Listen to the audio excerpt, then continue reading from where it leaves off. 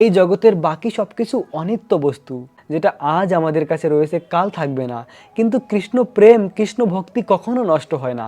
ভগবান কৃষ্ণ নিজেও বলেছেন গীতাতে, নমে ভক্তা পুনঃসতি, আমার ভক্তের কখনো বিনাশ হয় না। তাই আমরা যদি ভগবানকে ভালোবাসি, এই ভালোবাসা কখনো বিফলে যাবে না।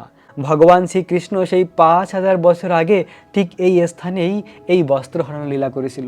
আজও এই বস্ত্রহরণ লীলার ঘাট রয়েছে। তো গোপিকাদের এভাবে কৃপা করে কৃষ্ণ তার সখাদের নিয়ে, গাভীদের নিয়ে যমুনার ধার দিয়ে অশোক বনে প্রবেশ করেছিল। যমুনার পাশে একটি বন রয়েছে, অশোক বন। আর ওই অশোক বনে প্রবেশ করে গাভীদের যমুনার জলকে পান করার জন্য গাভীদেরকে বলেছিল।